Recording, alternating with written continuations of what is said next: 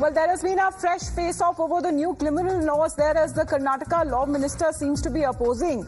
The new criminal law says that they have made recommendations already, and as far as the recommendations are concerned, they need to be taken up with the government as well. Karnataka Minister H.K. Patil on Karnataka stand, especially when it comes to the newly implemented criminal laws. Today, the press conference was regarding those 3 laws which have come into force from today. Bharatiya Sanhita, then that Bharatiya Nagarika Suraksha Kanun, then Evidence Act. These have come into force from today. We have some serious reservations. And we can get those reservations remedied only by way of amendments. Either central government should make those amendments, or we must make amendments and get them approved with all relevant forums. That is what we are trying to do. There are so many loopholes. There are so many wrongs in the 3 acts which needs to be properly corrected. Sir, last का जो आपने amendment बोला था उसके बारे में थोड़ा explain करिए. देखिए, जो amendment है, amendment is something to do with the specific provision to be included by inserting that nation's father of the nation, should not be put to insult. Indian flag. All right, that's Karnataka law minister there. We have Deepak and Sagarika joining us right now. Deepak, as far as the details that are now coming across, there are certain reservations, as they say that they have made recommendations, but apparently they have not been considered.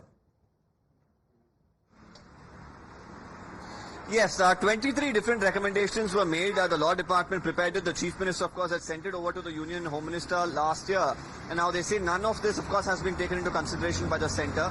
They are also raising concerns about how the new government was formed. And now, the old bill, which was, of course, brought in by the previous government, the new government is pushing it through. And they say this is not the right process to be followed. They're also saying under the ambit of the law, the state, for implementation within its jurisdiction, that is in Karnataka, can make certain amendments, and if they're going to implement it, they're going to bring in these amendments, is what the law minister says. On the other hand, the Home Minister has just spoken. He says that the law has already been implemented yesterday. There are 66 cases under this new law that have already been booked. And in Bengaluru alone, 20 to 25 cases have been booked, and the cops have already started being briefed about, the new laws. There'll be special lessons, of course, that will be given to them to understand the law better, so that they could deal with the criminal cases in a much, much more efficient manner.